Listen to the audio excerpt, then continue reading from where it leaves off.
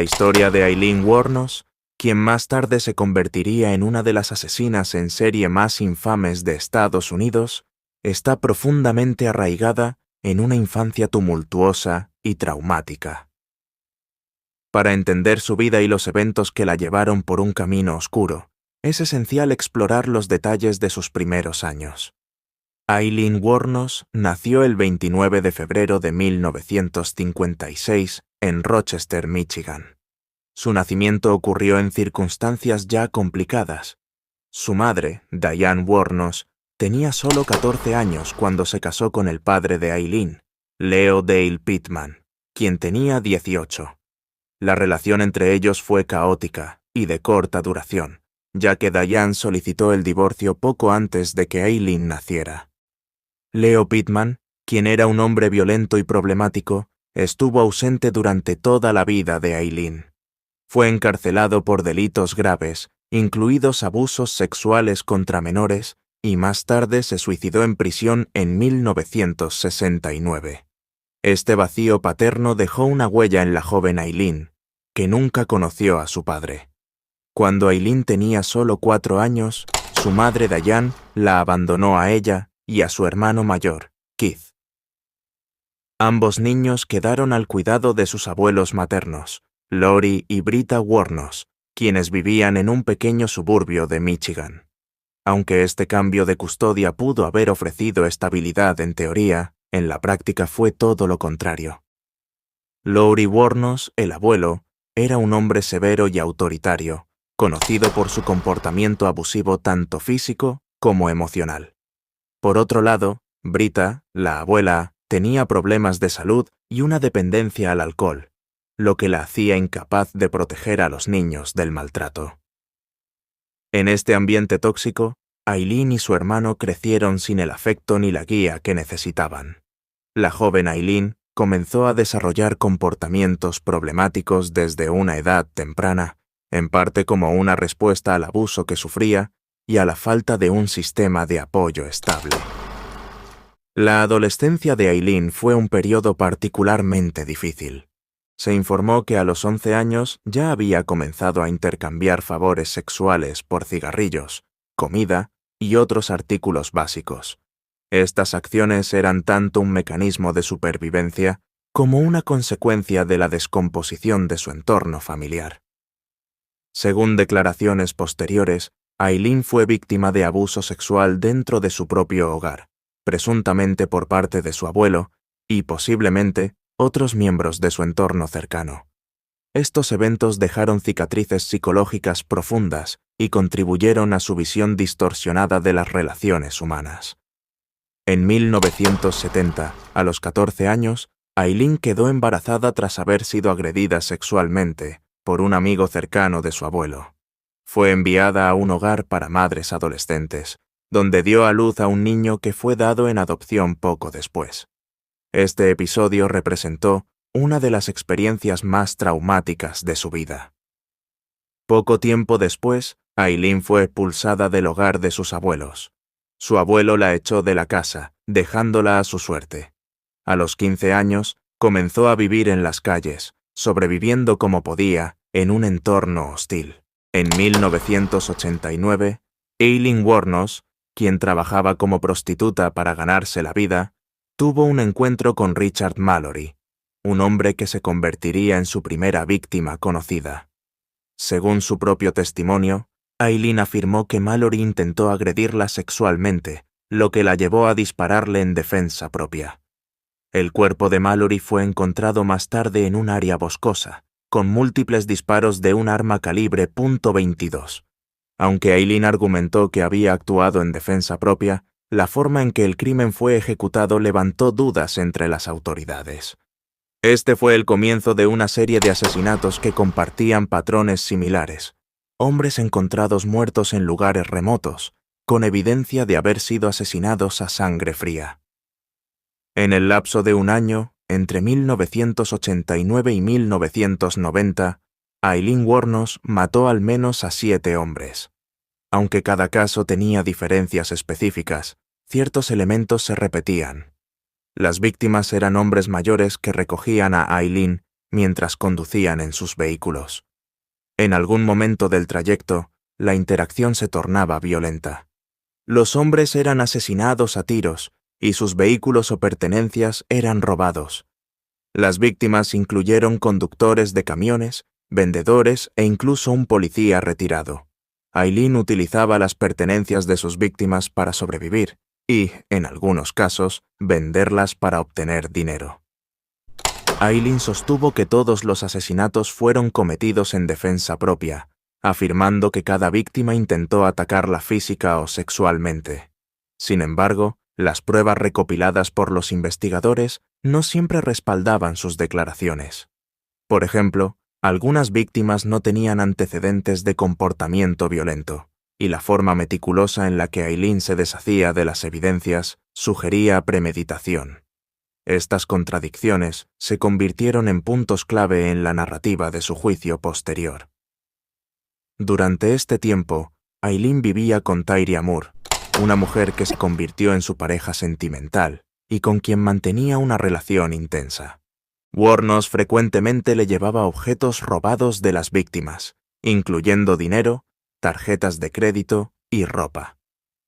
Aunque no hay evidencia directa que implique a Tyria en los asesinatos, su relación con Aileen jugaría un papel importante en su arresto. A medida que aumentaban las desapariciones y los cuerpos eran encontrados, Aileen comenzó a mostrar signos de paranoia y estrés. Cambiaba constantemente de ubicación y vendía los vehículos de las víctimas para evitar ser rastreada. Sin embargo, estos movimientos terminaron dejando un rastro de evidencia que las autoridades eventualmente seguirían. Tras meses de crímenes aparentemente imprevistos y sin conexión aparente, las autoridades finalmente comenzaron a estrechar el cerco alrededor de Aileen Wuornos. A medida que los cuerpos de las víctimas de Aileen Wuornos eran encontrados, los investigadores comenzaron a notar patrones similares que sugerían que un solo asesino estaba detrás de los crímenes. Las pruebas en las escenas del crimen, como las marcas de balas y las descripciones de los vehículos robados, empezaron a unir las piezas del rompecabezas. Sin embargo, el mayor avance se dio cuando la policía empezó a correlacionar las fechas y ubicaciones de los asesinatos. Los testigos que habían visto a los hombres con una mujer antes de su desaparición comenzaron a describir a una mujer de aspecto rudo, con cabello rubio, que parecía estar buscando clientes en zonas de la carretera. Esto llevó a la policía a crear un perfil básico de la sospechosa, pero aún no había suficiente evidencia directa para arrestarla. En enero de 1991, Aileen cometió uno de los errores que finalmente llevarían a su arresto. Después de dispararle a su última víctima, Walter Antonio, robó su vehículo y dejó en el coche varias pistas que los investigadores pudieron rastrear. El coche fue encontrado en Daytona Beach, y los registros de las placas de matrícula proporcionaron un vínculo directo con Aileen Wuornos. Además, varios testigos que habían visto a Wuornos en los alrededores de los lugares donde se cometieron los crímenes comenzaron a identificarla, lo que reforzó la conexión con las muertes.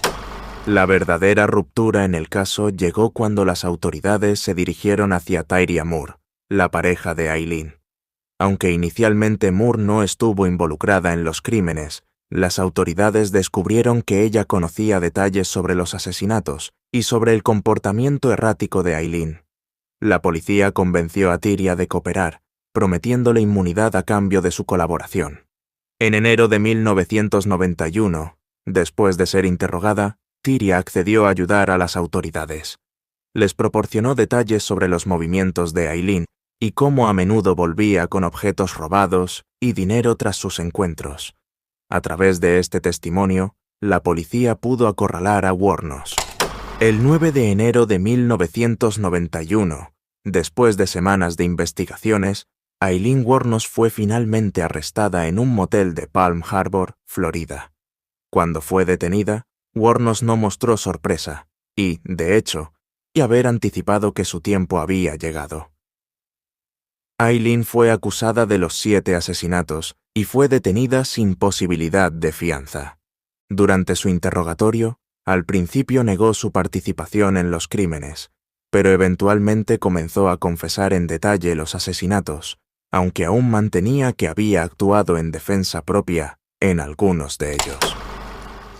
En sus declaraciones iniciales, Wuornos reiteró que mataba en defensa propia, justificando sus actos al decir que los hombres intentaban agredirla sexualmente.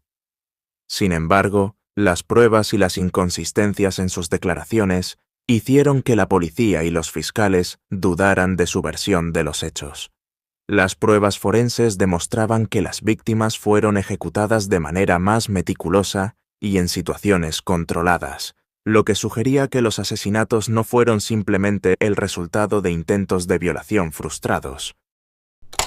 El juicio de Aileen Wuornos comenzó en mayo de 1992, poco más de un año después de su arresto. La fiscalía, encabezada por el abogado John P. Tanner, presentó evidencia sólida que vinculaba a Wuornos con los asesinatos. Aunque ella había afirmado que mataba en defensa propia, las pruebas apuntaban a una conducta más calculada y premeditada. La estrategia de la defensa de Aileen fue presentar la historia de su vida traumática, argumentando que su historia de abuso, maltrato y prostitución la había llevado a un estado de desesperación y trauma mental. Sin embargo, el equipo de defensa no pudo evitar que el juicio fuera también mediático, lo que afectó la percepción pública de Aileen. A lo largo del juicio, Wuornos mantuvo una actitud desafiante y a menudo cambió su versión de los hechos. En sus primeras declaraciones, Aileen continuó insistiendo en que los hombres intentaron violarla y que ella los mató en defensa propia. En particular, se centró en los relatos de las víctimas que, según ella, trataban de agredirla. Sin embargo, las pruebas forenses y las evidencias en las escenas del crimen, como los disparos de ejecución y la falta de lesiones en algunos de los agresores, fueron clave para refutar la teoría de defensa propia. A lo largo del juicio, Wuornos comenzó a admitir que sus motivos eran más complejos y que no todo había sido producto de un acto de autodefensa. Una de las declaraciones más impactantes fue cuando Wuornos dijo que, después de varios de los asesinatos, sentía una mezcla de arrepentimiento y alivio, lo que mostró una desconexión emocional con la gravedad de sus crímenes. El juicio fue rápido.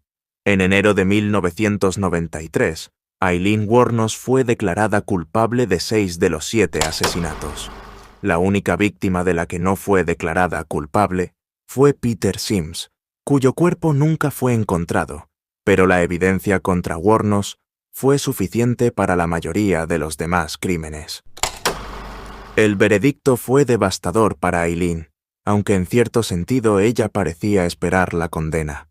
En un giro inquietante, Wuornos no mostró remordimiento por sus crímenes durante el juicio, e incluso lanzó comentarios despectivos a los medios y a las autoridades, lo que le ganó más la desaprobación pública. El 14 de enero de 1992, Aileen Wuornos fue sentenciada a muerte por el asesinato de 6 hombres. Durante la sentencia, la acusada mantuvo una postura desafiante y dijo: «Me matan porque soy una mujer, porque soy un monstruo, pero no les importa lo que he pasado».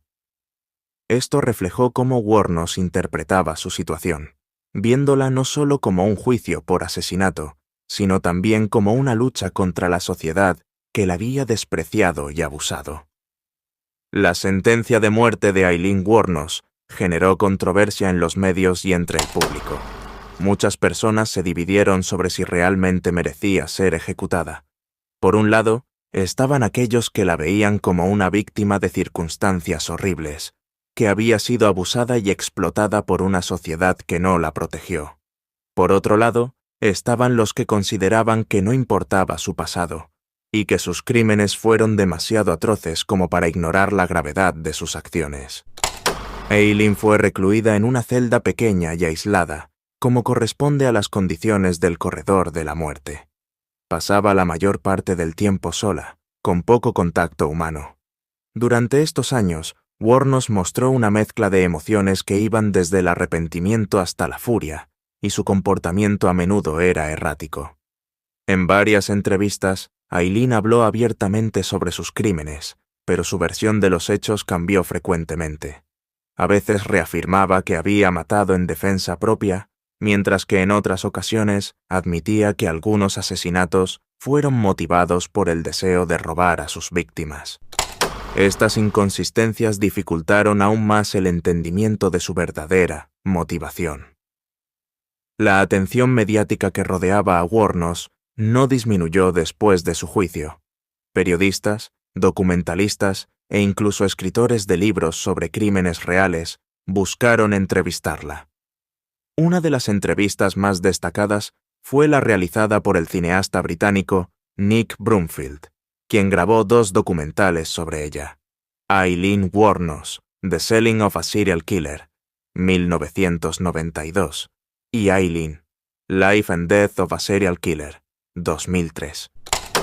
En estas entrevistas, Wuornos expresaba su descontento con el sistema judicial, que según ella, había manipulado su caso. También dejó ver signos de paranoia, afirmando que las autoridades querían silenciarla y que su ejecución era parte de una conspiración. Estas declaraciones, aunque inquietantes, reflejaban su estado mental en deterioro. Como es habitual en los casos de pena de muerte, Aileen tenía derecho a apelar su sentencia. Sin embargo, después de varios años en prisión, Wuornos decidió renunciar a seguir luchando contra su ejecución. En 2001, declaró que quería morir porque ya no soportaba las condiciones en el corredor de la muerte y sentía que su ejecución sería un acto de liberación. En una declaración al tribunal, dijo: «Estoy cansada de este sistema, estoy cansada de estar encerrada. Solo quiero que todo termine, merezco morir». El 9 de octubre de 2002, Aileen Wuornos fue ejecutada por inyección letal en el estado de Florida. En sus últimas palabras, Wuornos expresó un mensaje críptico: «Volveré, como en día de la independencia, con Jesús. Volveré, lo prometo». Estas palabras, junto con su comportamiento errático en los días previos a su ejecución, dejaron una última impresión inquietante de su carácter. La ejecución de Wuornos marcó el fin de un caso que había capturado la atención pública durante más de una década. Mientras algunos consideraban que se había hecho justicia, otros argumentaban que Wuornos era un ejemplo de cómo el sistema falló al no abordar los traumas. Su caso sigue siendo objeto de debate sobre temas como el impacto del abuso en la psicología humana, la violencia de género y la ética de la pena de muerte. Y hasta aquí la historia de Aileen Wuornos, un caso que sigue generando impacto y muchas reflexiones. Si hay alguna otra historia que quisieran que trajéramos al canal, no olviden dejarla en los comentarios. Nos encantaría saber qué les gustaría descubrir. Recuerden que en nuestro canal encontrarán más contenido como este, desentrañando los casos más fascinantes y controvertidos. Nos vemos en el próximo video.